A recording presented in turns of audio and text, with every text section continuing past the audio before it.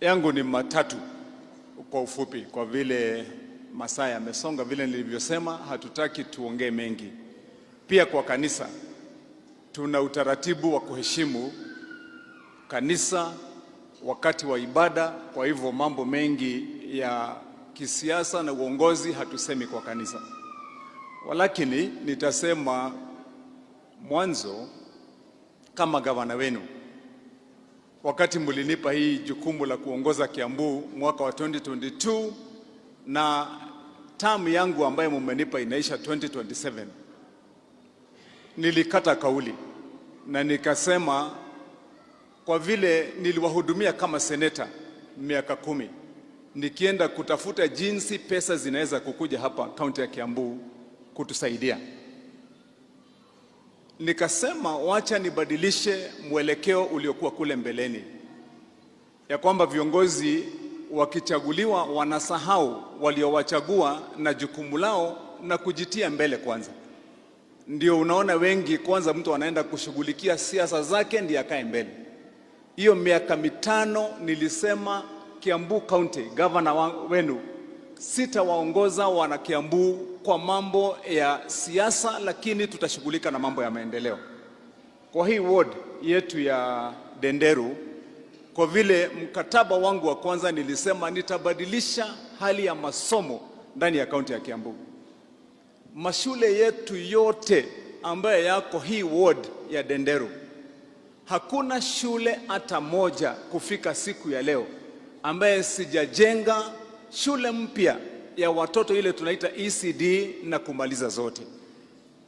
Kwa wakati huu, kwa mambo yetu ya afya, nyinyi watu wa hapa Galilaya mnajua, isipokuwa tuko hapa pahali ambapo tunaambiwa ni pazuri, Ruaka haikukuwa na hospitali hata moja. Hapa nyuma kwa hii barabara nimejenga hospitali mpya ya level 3 ya vitanda 56, iko na theater, iko na kila kitu, na nimemaliza hiyo hospitali. Baada ya mwezi mmoja, mwezi wa Februari mwisho, tutakuwa tumemaliza mpaka kuweka mashini zote kwa hiyo hospitali. Tutawaalika mkuje tufungue hospitali ya kuwahudumia wanaroka. Kwa hii wodi yetu ya Denderu na haswa hapa Ruaka, kwa vile mnajua sisi ni watu wa shughuli mingi, mijengo hapa ndio mingi, na sisi pia ni wengi na wanabiashara. Mwanzo nilileta utaratibu mpya wa kuweka mataa nzuri za sola ndani ya hii kaunti yetu ya Kiambu na kubadilisha ule mtindo wa mbeleni. Mataa ilikuwa inawekwa kidogo kidogo ya kumulikia watu na kuleta usalama. Kila saa yanazimika, hayafanyi kazi na ni ya bei ya juu na ni ya kulipiwa kwa Kenya Power. Nimebadilisha. Sasa tunaweka kwa kaunti ya Kiambu mataa ya sola.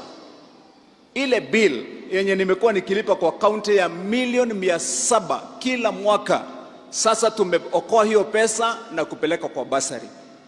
Hii Ruaka, kutoka mwezi wa Februari, the second week, ninakuja kuongeza mataa hapa yote, na kaunti ya Kiambu tunaweka mataa 12,000 kwa huu mwaka. Kwa hivyo hizi chochoro zote zetu kufikia mwezi wa 3 mtaona vile itakuwa inawaka. Kama unaishi kwa flat iko huko, kama unaishi wapi, itakuwa mwangaza sawa sawa.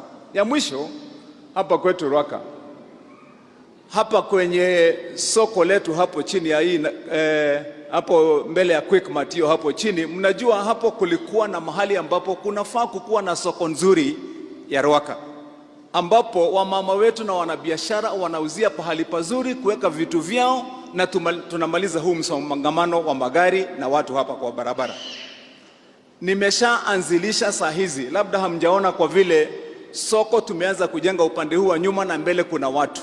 Soko ya hapa Ruaka nishaanza kujenga, tuko nusu, na kufikia mwezi wa 4 tutakuwa tumemalizia soko ya Ruaka. Hii barabara yote tunaifanya safi. Hawa wamama wote wanauzia hapa, tunawajengea vibanda nzuri bado kando ya barabara, ndio magari yaweza kupitana na wauzie pahali pazuri. Kwa hivyo tunataka hii Galilaya iwe Galilaya mpaka kwa wafanyabiashara. Tunaendelea vizuri jameni? Kwa hivyo ya mwisho tu nitasema hivi, hiyo kazi mnasikia nikisema nimeifanya kaunti ya Kiambu mzima. Father wetu, hii kaunti ya Kiambu tuko na mashule ya primary schools mashule 524 na ingine ile yenye Wamatangi ameongeza ambaye haikuwa mbeleni mashule 50 tayari saizi.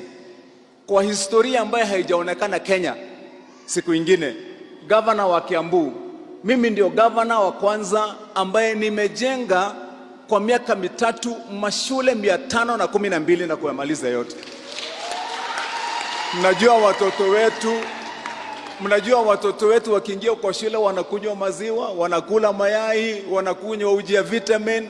Nimewapangia mambo ya basari, nikawatengenezea uniform nzuri, ndio hii Kiambu tukue mbele.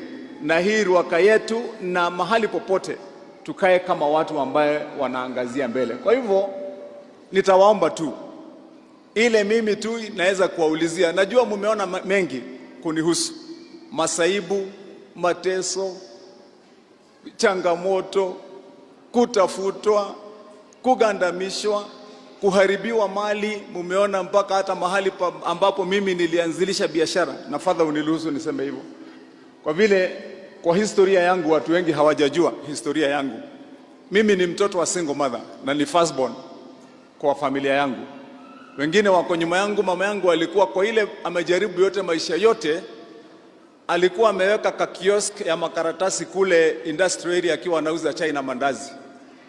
Na mimi nililelewa hapa Wangige, Kabete, na saa zingine nakimbia huko. Sasa ile mahali nilianzilisha mambo ya biashara ni hapo, kuuza chai na mandazi kwa mama yangu. Baada hiyo Mungu amenibariki, wakati vijana anatembea hivyo, nikaona mahali kidogo hapo ngambo ya barabara, nikaanza kabiashara kidogo, nikajenga, kaanza kusafisha magari hapo, nikaanza kufanya kidogo kibarua ya mkono. Baadaye nikaendelea sasa, nikajifunza kuuza gari, watu wanaleta, ninauza gari moja mbili, mpaka biashara ikashika. Miaka 40 years. Kama ile safari ambaye Wanaisraeli, watoto wa Israeli walitembea jangwani, mimi nimekuwa kwa hiyo jangwa nikiwa ninafanya hiyo kazi kwa mikono yangu na kujitolea, na kwa baraka ambaye mama yangu aliniwachia wakati alifariki, na akaniwachia hao watoto wengine wote. Nimewalea kutoka ile jasho na ile kazi nimefanya hapo.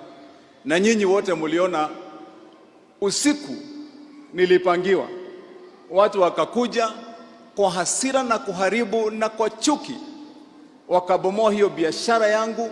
Hata magari ya wateja ilikuwa hapo ikafinywa na kuharibiwa. Hata gari langu mwenyewe la kutembelea isipokuwa hii akaunti ikaharibiwa hapo. Kagari ile nilikuwa nimenunulia mama, hata hiyo ikaharibiwa hapo. Ile kitu yenye mtu hajai kuona.